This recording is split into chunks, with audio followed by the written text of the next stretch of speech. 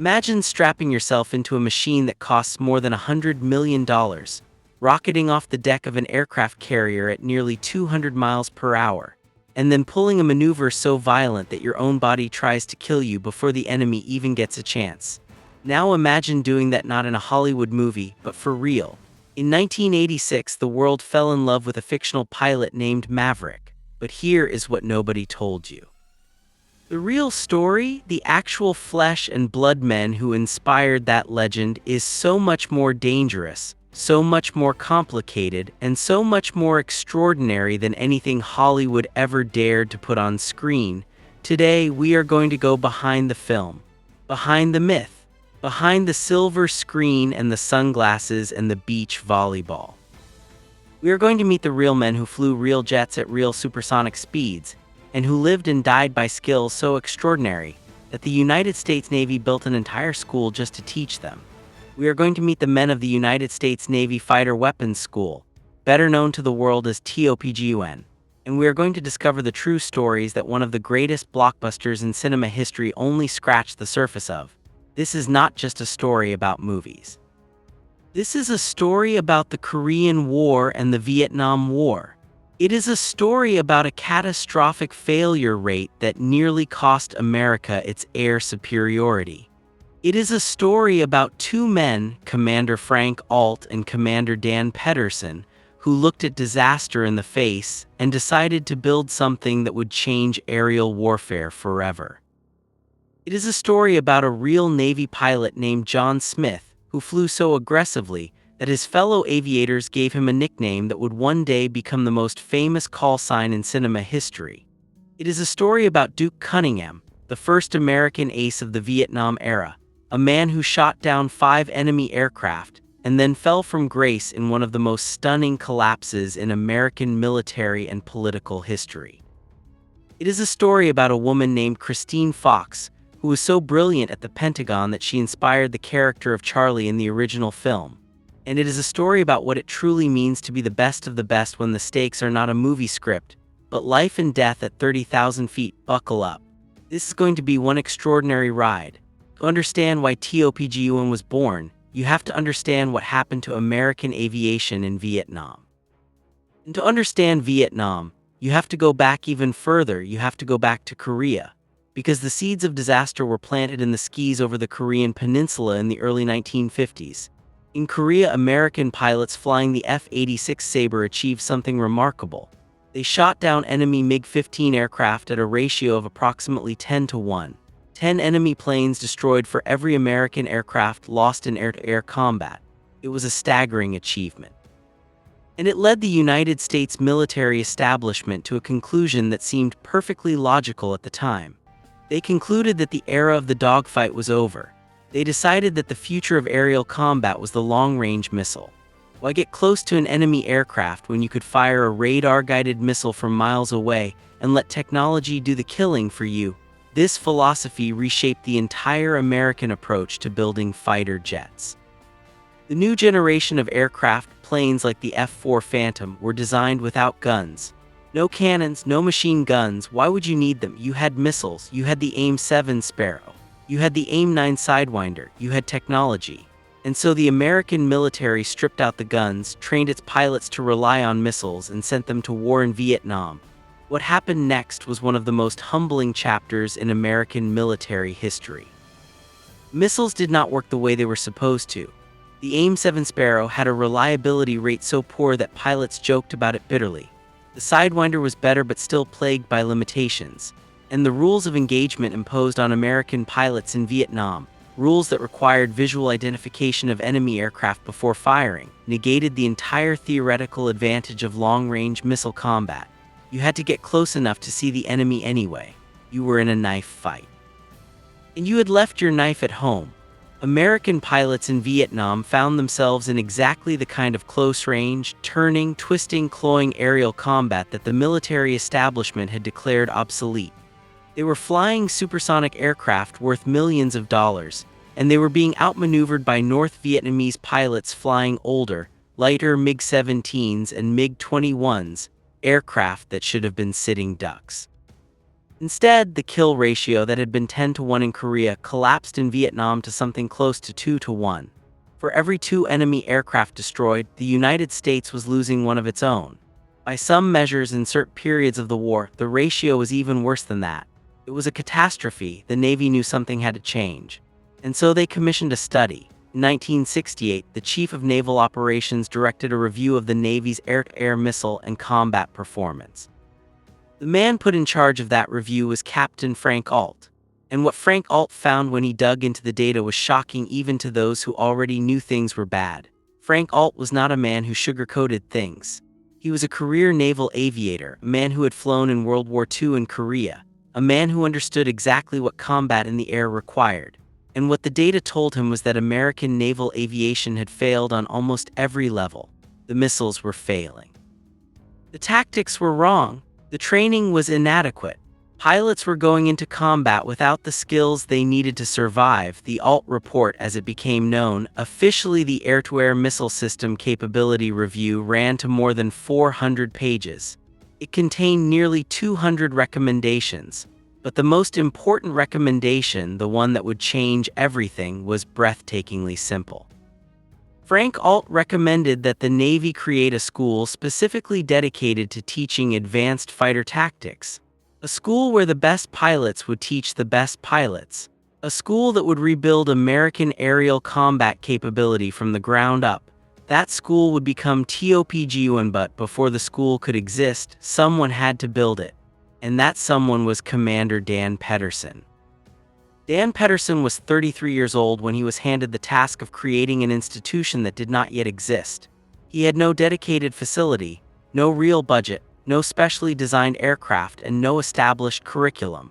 What he had was a team of 9 aviators, men who would become known in naval aviation legend as the TOPGUN Dirty Dozen, though there were only 9 of them, and an absolute conviction that what they were building mattered desperately.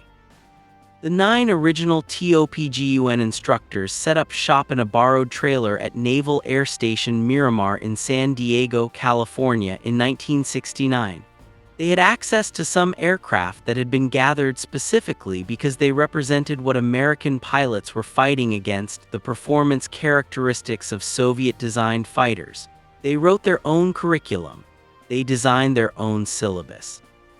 They argued passionately and endlessly about tactics, about aircraft energy management, about weapons employment, about the geometry of aerial combat, and then they started teaching. The first TOPGUN class graduated in March of 1969. The results were almost immediate. Pilots who went through TOPGUN and then returned to combat in Vietnam showed dramatically improved kill ratios. The training was working. The knowledge was spreading through the fleet. By the time the United States was deeply engaged in aerial combat over North Vietnam again in 1972, in the operations known as Linebacker 1 and Linebacker 2, TOPGUN-trained pilots were demonstrating what the school had accomplished. The kill ratio climbed back toward 12 to 1. The disaster had been reversed, but to understand the men who inspired the film, we need to move now from the institutional history to the personal stories. Because TOPGUN was built by human beings, men of extraordinary skill, fierce competitive pride, and in some cases profound personal flaws. And nowhere is that combination more dramatically illustrated than in the story of Randy Duke Cunningham. Randall Cunningham grew up in a working-class family in Missouri, a young man who was in many respects not the obvious material of an aviation legend. He was competitive to the point of obsession. He was physically gifted. He had been an outstanding collegiate swimmer, a genuine athletic talent. And when he got his hands on a fighter jet, something clicked into place that made him remarkable. Cunningham arrived in Vietnam flying F-4 Phantoms from the aircraft carrier USS Constellation. He was aggressive in the air in ways that made his wingmen both inspired and terrified. He had absorbed the TOPGUN ethos completely, the belief that the man who controlled the engagement controlled the outcome, that energy management and positional awareness and the willingness to force the fight on your own terms were the difference between victory and catastrophe. On January 19, 1972, Duke Cunningham achieved his first aerial victory, then a second. The pressure was building towards something historic. To become an ace, to be credited with 5 aerial victories, was to join a club so small and so elite that it represented the absolute pinnacle of what a fighter pilot could achieve. May 10, 1972 is a date that every student of Vietnam Air Combat knows. On that day, during a strike mission over North Vietnam, Duke Cunningham and his radar intercept officer, Lieutenant Willie Irish Driscoll, would write themselves permanently into aviation history. The day began with a massive American strike package descending on targets in North Vietnam. The sky filled with aircraft, American jets, North Vietnamese interceptors, missiles streaking in every direction, the entire violent chaos of modern aerial warfare compressed into a few square miles of sky. Cunningham and Driscoll were flying combat air patrol, protecting the strike aircraft. They scored their 3rd kill early in the engagement, then their 4th. They were 1 kill away from becoming the first American aces of the Vietnam War. And then, through the swirling confusion of the battle, an enemy aircraft appeared that was unlike anything Cunningham had faced before. The North Vietnamese pilot flying that MiG-17, a pilot who in the decades after the war would be identified as Colonel Toon, though that identification remains historically debated, was extraordinary. He was not fleeing, he was not evading, he was attacking, he was hunting. And he was doing it with a skill that immediately told Cunningham this was no ordinary opponent. What followed was one of the most extraordinary single aerial combats in the history of the Vietnam War. Cunningham and this anonymous North Vietnamese pilot pulled their aircraft through a vertical rolling scissors that climbed and fell and rolled and climbed again, each man trying to gain the angle of attack that would put the other in his gun sight. It was pure aerobatic warfare, the kind of combat that the dogfight skeptics had insisted was obsolete. At the top of one of these vertical climbs, with both aircraft almost completely out of airspeed, Cunningham made the move that saved his life and ended the engagement. He cut his throttles. He let the MiG-17 overshoot, and when the enemy aircraft shot past him and filled his windscreen, Cunningham fired. The MiG went down. Duke Cunningham and Willie Driscoll were aces. The first American aces of the Vietnam War. The triumph lasted approximately 90 seconds. On the way back to the carrier, a surface-to-air missile struck their F-4 Phantom. The aircraft caught fire. Cunningham and Driscoll fought to keep the burning jet in the air long enough to reach the coast, to reach the water, to get out over the Gulf of Tonkin where rescue would be possible. They made it barely before ejecting. They were pulled from the water by rescue helicopters, alive and famous, their names already being broadcast on radio stations across America. Duke Cunningham came home to a hero's welcome. He became a symbol. His story was exactly the kind of story that America needed in the dark, divisive years of the Vietnam War. A clear, uncomplicated, unambiguous triumph of American skill and courage over a dangerous enemy. He went on to serve as a TOPGUN instructor. He was exactly the kind of pilot the school needed, technically brilliant, aggressive, willing to push every boundary of what an aircraft could do. And his legend grew. In the years after the war, his story circulated through naval aviation with the power of mythology. When producer Jerry Bruckheimer and director Tony Scott began looking for material for a movie about naval fighter pilots, stories like Duke Cunningham's were exactly what they were drawn to. But the film that would be made was not going to be a biography. It was going to be something more complicated, a composite portrait of the TOPGUN culture, drawn from dozens of sources, dozens of stories, dozens of men whose individual experiences were woven together into the fictional life of Pete Maverick Mitchell. The name Maverick itself, that call sign that became synonymous with Tom Cruise, has origins that point to several real individuals. One of the most frequently cited is a pilot named John Smith, a naval aviator whose aggressive, rule-bending approach to flying earned him a reputation as someone who simply refused to be constrained by convention.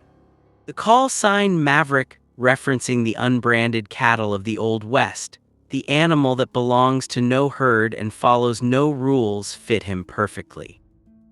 And when the filmmakers were searching for call signs that captured the character of their fictional protagonist, that name, with its real-world roots in men like Smith, was the obvious choice. But the composite nature of Maverick goes even deeper than call signs. The reckless brilliance of the character, the tendency to improvise in situations where strict adherence to procedure might have been safer, that came from the culture of TOPGUN itself, from the institutionalized belief that the best pilots were precisely the ones who could adapt in real time to situations that no training syllabus could fully prepare you for. The romantic subplot of the original film, the relationship between Maverick and the civilian astrophysicist Charlie, played by Kelly McGillis, has its own real-world inspiration. Her name was Christine Fox. She was a defense analyst who worked at the Center for Naval Analyses, and she later became one of the most powerful women in the American defense establishment, eventually serving as the acting Deputy Secretary of Defense, the highest position ever held by a woman in the Department of Defense at that time. Christine Fox met Pete Pettigrew, a naval aviator who was a real TOPGUN student, and the connection between the brilliant civilian analyst and the Navy flyer became part of the texture of stories circulating around Miramar.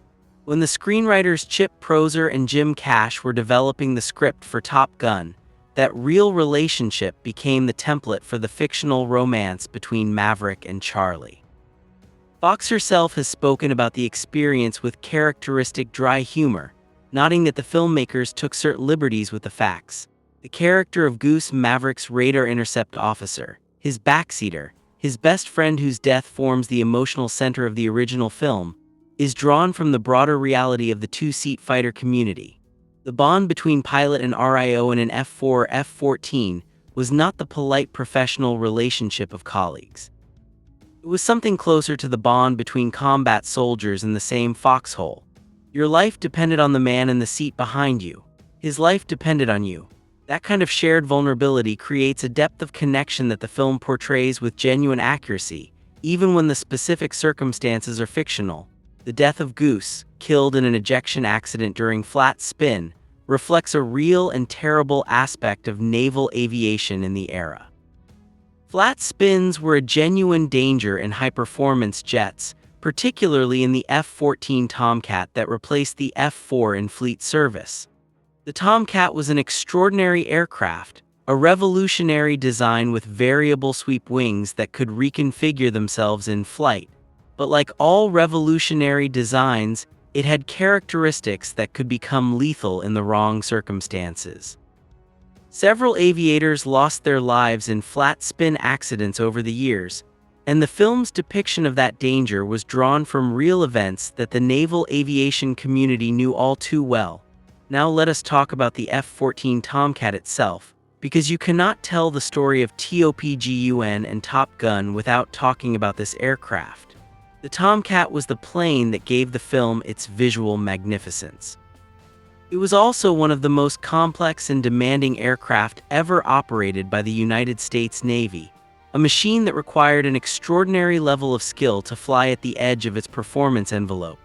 The F-14 was born from the failure of a previous program, the TFX, which became the F-111, that had attempted to create a single aircraft that could serve both the Air Force and the Navy.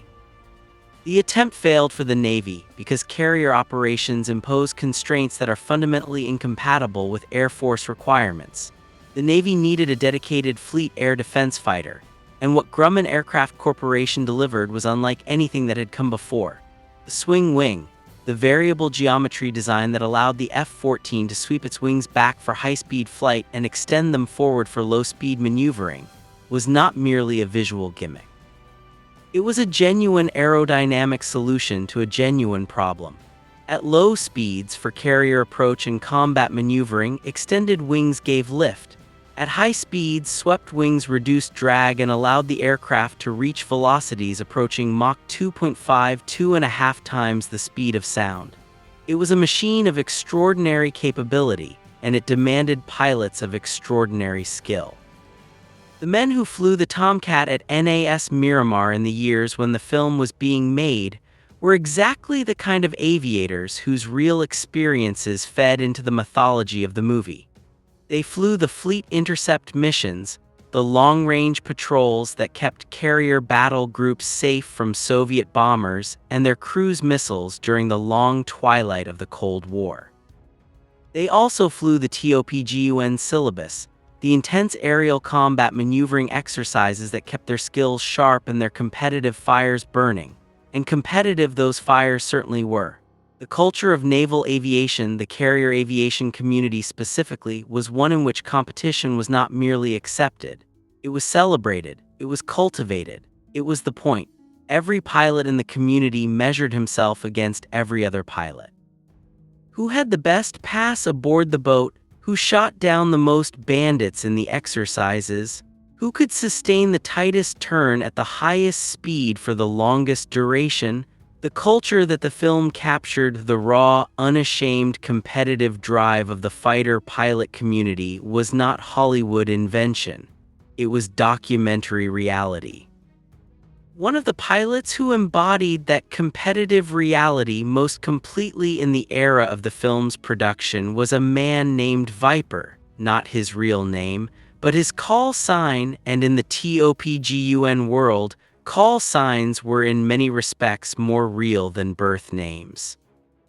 Viper served as an instructor at the weapons school, and was known for exactly the qualities that the film gave to the character who shared his call sign: technical mastery, tactical intelligence, and an ability to read an engagement that bordered on the uncanny.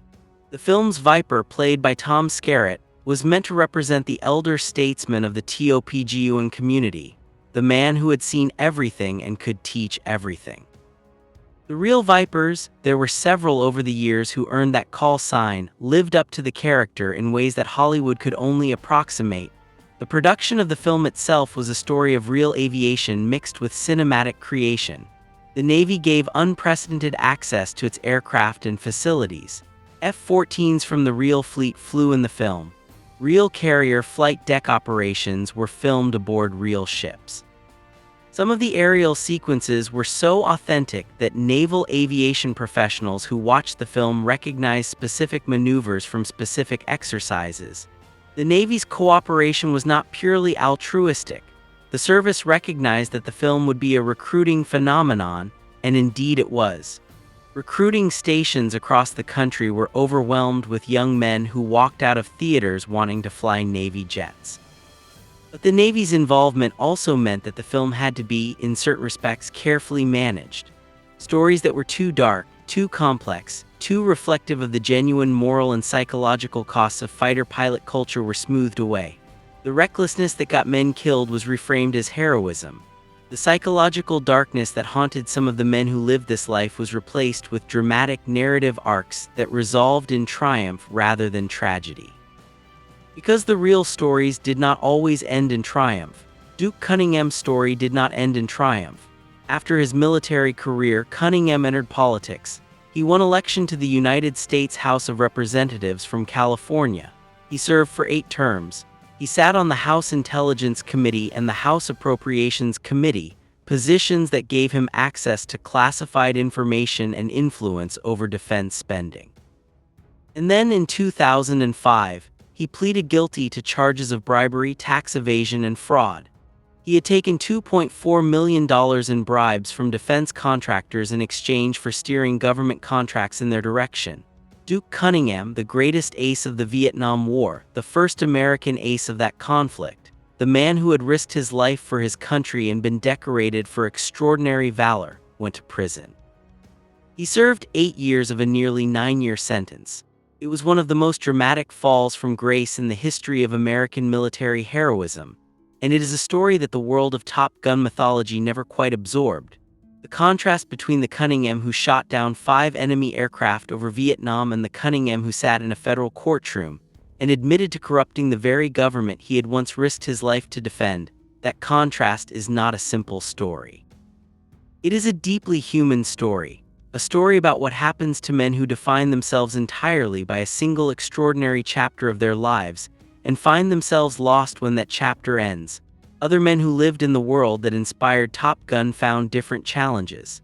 The intensity of carrier aviation took physical and psychological tolls that the film never acknowledged. The noise of flight deck operations was sufficient to cause permanent hearing damage.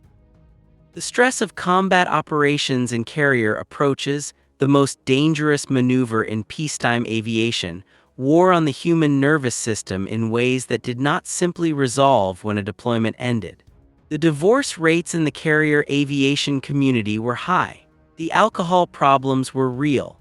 The post-combat psychological challenges were documented but rarely discussed.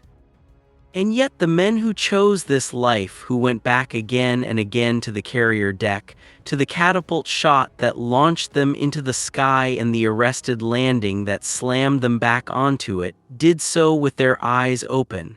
They knew the costs. They accepted them. They did it because there was nothing else they wanted to do with their lives.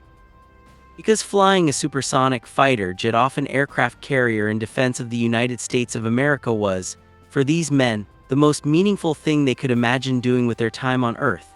That is the real spirit that Top Gun captured even through all its Hollywood simplifications. The film got the feeling right even when it got many of the details wrong. It captured the pride and the competition and the camaraderie.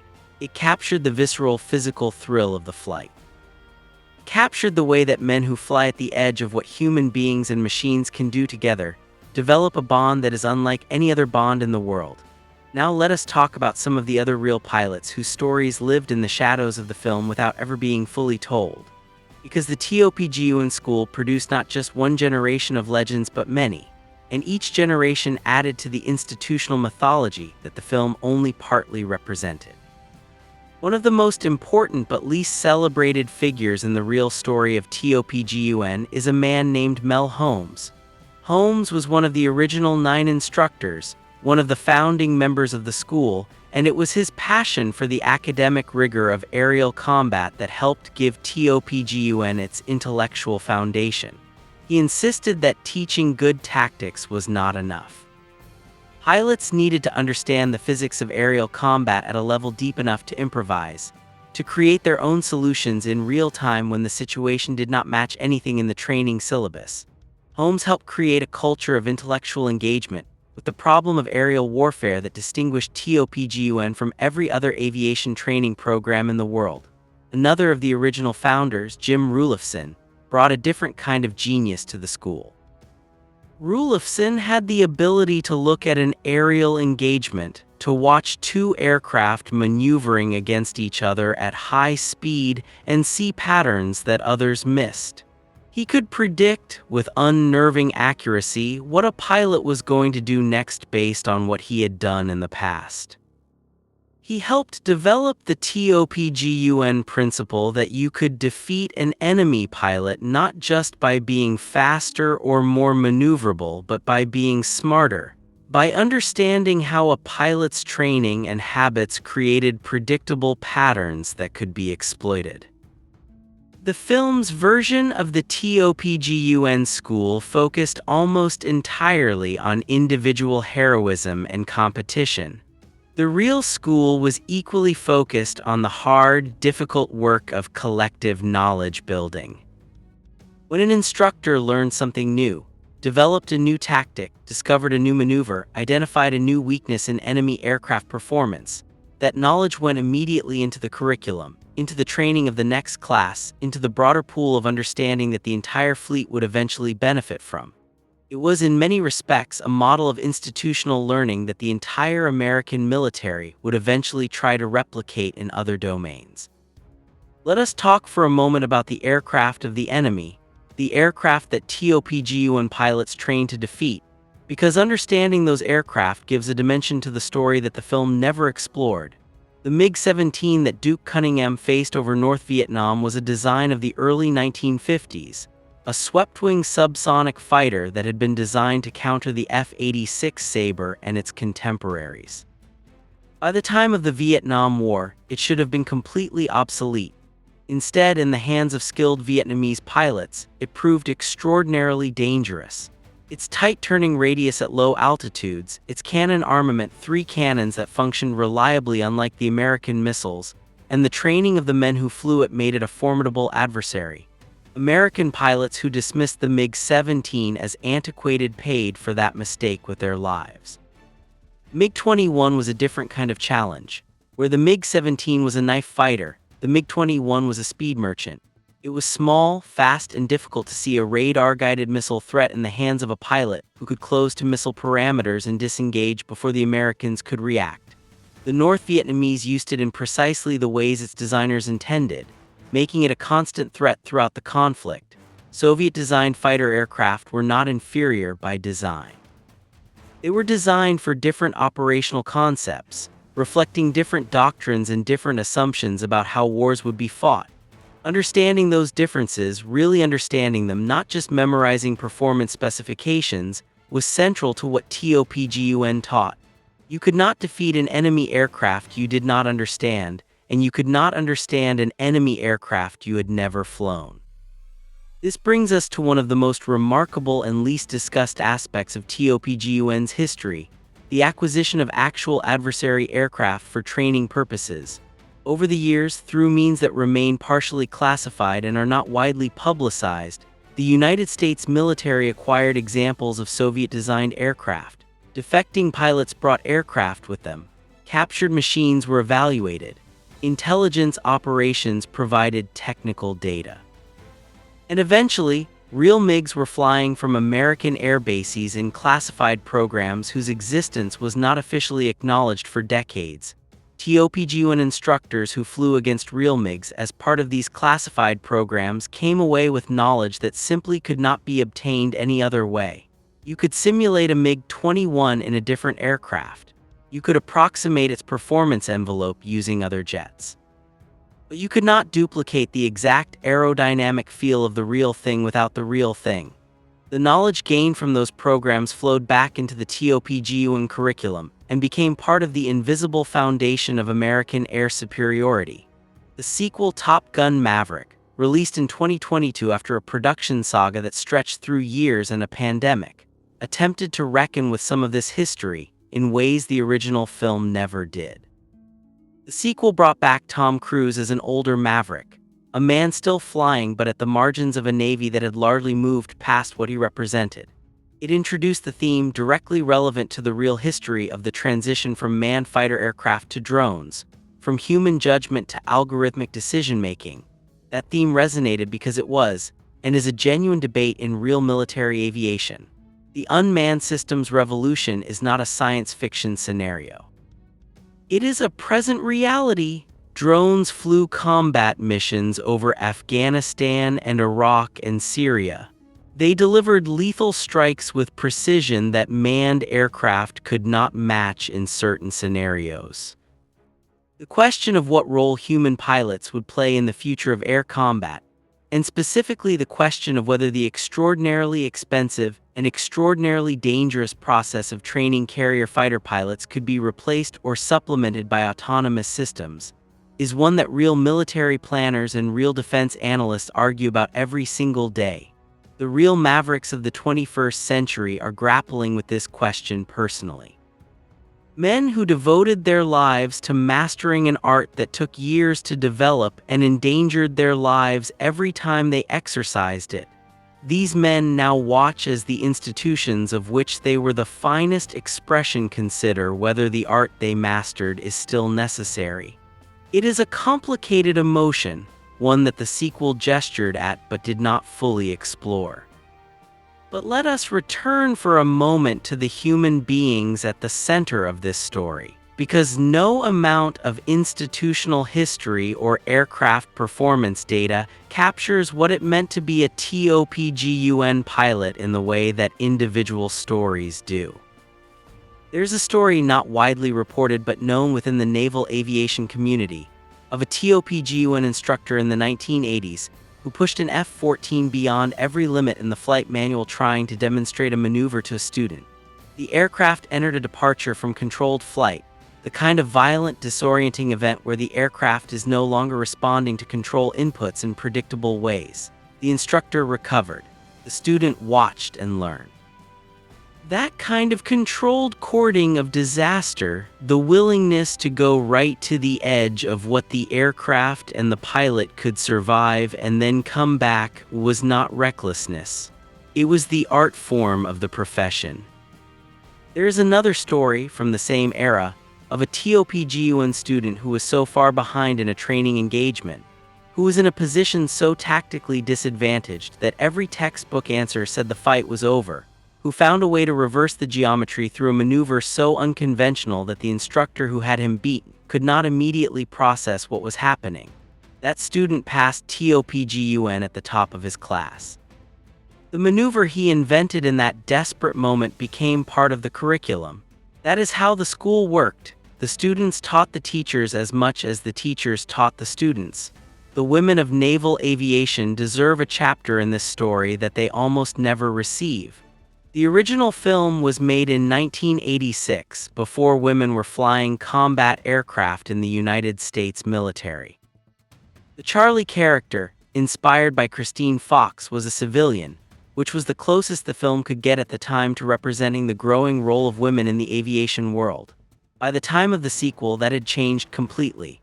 Women had been flying Navy combat aircraft since the early 1990s. Women had been serving as TOPGUN instructors. The sequel included a female TOPGUN instructor as a central character, a direct acknowledgement of this history. The real story of women in naval aviation is one of the great unwritten chapters of American military history. The women who forced their way into the cockpits of carrier aircraft in the face of institutional resistance, personal hostility, and a culture that had been exclusively male for its entire existence. Their stories are in many ways as dramatic and demanding as any dogfight story in this video. They belonged in those cockpits. It took the United States military an embarrassingly long time to acknowledge that fact. Now let us talk about what TOPGUN actually became after the film made it famous. The school that Dan Pedersen and his 8 colleagues built in a borrowed trailer became one of the most recognized military training institutions in the world. Every major naval aviation power studied the TOPGUN model. Some attempted to replicate it.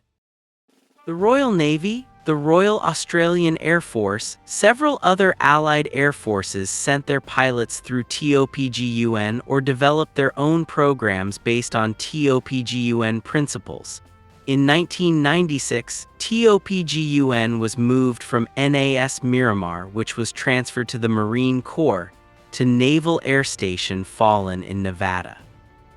The Nevada desert, with its vast restricted airspace and its proximity to ranges where realistic training could be conducted, was in many ways a better home for the school. But the move also meant leaving behind the geography, the Pacific Ocean. Carrier decks that had given TOPGUN part of its character. The school was reorganized and eventually merged into the Naval Strike and Air Warfare Center, a larger training organization.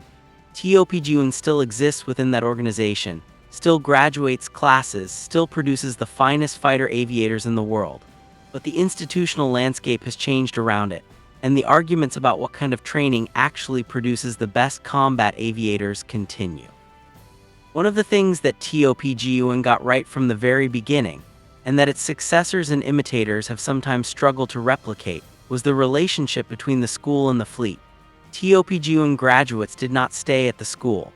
They went back to their fleet squadrons and became the tactical instructors of those squadrons, spreading what they had learned through the entire naval aviation community. The school was not a destination, it was a hub. The fleet was the destination. This model of knowledge distribution, putting experts back into the operating units rather than concentrating expertise at a training institution, was one of TOPGUN's most important innovations. The tradition of call signs deserves its own moment in this story, because call signs are not merely colorful nicknames. In the fighter pilot community, they are identity markers, tribal tattoos, story-laden symbols of who a pilot is and how the community sees them. Maverick was a call sign. Goose was a call sign. Viper, Jester, Iceman, all call signs, all real names in the real community even when the specific fictional characters were invented. Real call signs come from stories, usually stories of embarrassment, failure, quirky personality traits, or moments of such extraordinary behavior that a nickname becomes inevitable. A pilot who accidentally taxied into another aircraft might spend the rest of his career known as Crash. A pilot with a distinctive personal habit might acquire a call sign that forever commemorates that habit. The tradition is simultaneously affectionate and merciless, a way of honoring the community's collective memory while keeping any single individual from taking himself too seriously. Maverick as a call sign meant something specific in that community. It meant a pilot who operated at the edges of acceptable behavior, who was brilliant enough that his rule bending was tolerated, whose results justified his methods, who was exactly the kind of irreplaceable irritant that every institution needs but never quite knows what to do with. That archetype was real. Multiple pilots across the history of naval aviation have embodied it. The film simply gave it a face and a story that the whole world could see. Let us spend some time on the physics of what these men were actually doing, because the human body is not designed to fly supersonic fighter aircraft, and the gap between what the body can withstand and what the aircraft can do is a constant negotiation that fighter pilots manage with training, equipment, and personal discipline. Gravity, G-force, the number that pilots talk about more than any other, the measurement that determines whether a maneuver is survivable or lethal. 1G is normal gravity, what you feel sitting in a chair, standing on the ground, living your everyday life. In a tight turn in a high-performance aircraft, you might experience 4, 5, 6, 7, even 9 times the force of gravity. At 9G, your 200-pound body weighs 1,800 pounds. The blood in your body is pulled toward your feet, away from your brain. Without countermeasures, consciousness fades in seconds. The G-suit, the inflatable garment that squeezes the pilot's lower body to keep blood from pooling in the legs and abdomen, is one of the technologies that makes modern high-G flight possible. The technique of straining against that pressure, of tensing the muscles and forcing blood back toward the brain, AGSM, the anti-G straining maneuver, is a skill that TOPGUN instructors teach and that fleet pilots practice until it becomes completely automatic. But no G-suit and no amount of physical training eliminates the risk. GLOC, G-force-induced loss of consciousness, has caused aircraft accidents. The margins between a successful high-G maneuver and a physiological failure are narrow, and they narrow further when a pilot is fatigued, dehydrated, or operating at the outer edges of his physical limits, which is when, of course, you are most likely to need to fly that high-G maneuver. The men of TOPGUN understood these physiological realities in ways that most people never consider. They were, in addition to everything else, scientists of their own bodies, students of how their physical performance changed with fatigue, with hydration, with sleep deprivation, with the specific and irreducible stress of combat and simulated combat. Managing those physiological variables was not something that happened automatically. It was a discipline, as demanding in its own way as mastering the tactics of aerial combat and the sound. Let us talk for a moment about the sound, because it is something that the film captures in its own way but that words can barely convey. The sound of an F-14 Tomcat at full afterburner is not just loud. It is physically felt. It is a vibration in the chest, a pressure wave that bypasses the ears entirely and resonates in the bones. On a carrier flight deck during launch operations, the noise level exceeds 140 decibels, well above the threshold for immediate hearing damage. Every person who works on that flight deck, every pilot who straps into those aircraft day after day, pays a price in hearing that accumulates over a career and that no amount of hearing protection fully prevents. The carrier flight deck itself, the platform from which all of this extraordinary aviation operates, is one of the most dangerous work environments in the world. In peacetime, the flight deck of an aircraft carrier during flight operations is a compressed space filled with jet engines running at high power, ordnance being moved and loaded, aircraft moving in multiple directions, fuel lines, steam from catapults, arresting wires under tension strong enough to kill a person who gets in their way. The men and women who work that flight deck, the plane captains, the ordnance handlers, the catapult crew, the arresting gear crew, are as essential to the mission as any TOPGUN instructor, and their stories are even less often told. The pilot who launches off the catapult in his F-14, who goes from 0 to 160 miles per hour in approximately 2 seconds, who feels the world compress around him as the catapult fires and the aircraft leaps off the bow of the ship. That pilot is dependent in that moment on a team of hundreds of people who have done their jobs perfectly. A failure anywhere in that chain, a catapult that fires improperly, a launch bar that releases early, an engine that fails to go to full power at the moment of launch, can be fatal. The culture of absolute precision and absolute accountability that the carrier flight deck demands is one of the real foundations of the TOPGUN culture. Sloppiness costs lives, excellence saves them. We are now approaching the end of this story, but before we reach the conclusion, there is one more dimension of the real history that demands attention. The adversary dimension. The men on the other side, the North Vietnamese pilots who fought the TOPGUN-trained Americans over their homeland, were not cartoon villains. They were skilled, courageous, and fighting for something they believed in as fiercely as the Americans believed in what they were fighting for. The system of aerial combat that North Vietnam developed, the way they integrated radar ground control with their fighter operations, the way they used terrain and clouds and radio silence to set up ambushes, the way they trained their pilots to exploit the specific weaknesses of American tactics, represented genuine operational intelligence applied with genuine skill. The Vietnamese aces, men whose records rival or exceed the scores of the most celebrated American pilots of the conflict, are almost unknown in the West. Nguyen Van Cock, who is credited with 9 aerial victories in official Vietnamese records, flew MiG-21s with a skill and aggression that American pilots who survived encounters with him acknowledged was extraordinary. These men were the real-world adversaries whose capabilities forced the creation of TOPGUN.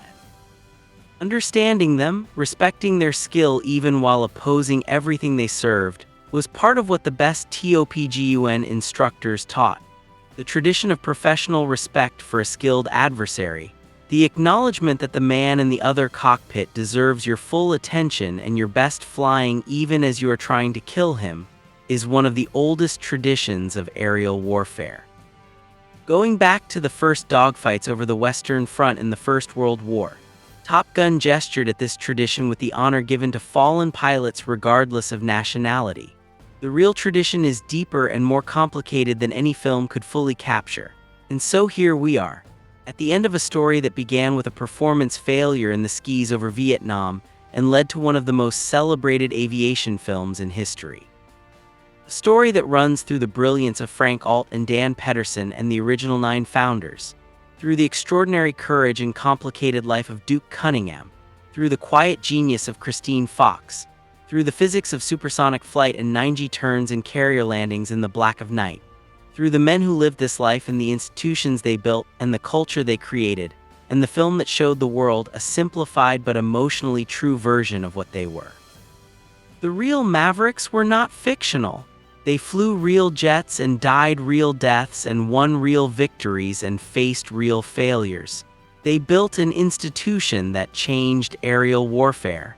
They trained generations of pilots who defended their country with skills that no other air force in the world could fully match. They created a culture so distinctive and so compelling that Hollywood could not resist telling its story. And when Hollywood did tell it, hundreds of millions of people around the world felt the pull of it in their chests. Because there is something in the story of men who fly at the absolute edge of human capability that speaks to something deep in all of us. The desire to be the best. The desire to push past every limit. The desire to find out what we are really made of when everything is on the line. TOPGUN did not just produce better fighter pilots. It produced a philosophy, a belief that excellence is a practice, that it is built through relentless study and honest assessment and the willingness to be wrong and learn and improve that transcends aviation. The real Maverick is not just a call sign. The real Maverick is every person who has ever looked at the limits of what was thought possible and decided to find out what was on the other side. Now the question I want to leave with you, the question that I think the real history of TOPGUN and Top Gun raises in the most profound way, is this. In an age of autonomous weapons, artificial intelligence, and drone warfare, In a world where an algorithm can increasingly outperform a human pilot in specific combat scenarios, what do we lose when we remove the human being from the cockpit? Is the irreplaceable thing in aerial combat the skill, which machines can replicate? Or is it the judgment, the courage, the humanity, the willingness of a person to put their own life on the line for something they believe in? Is the real Maverick a person, or is the real Maverick the spirit that no machine can ever fully replace? Think about that. And if this story moved you the way it moved me, if the real men behind the myth deserve to be remembered and known, then share this video with someone who loves aviation, who loves history, who loves the story of human beings doing extraordinary things. Hit that subscribe button because there are many more stories like this one waiting to be told. The real history of the men and women who defend the sky is one of the greatest untold stories of our time, and we are just getting started.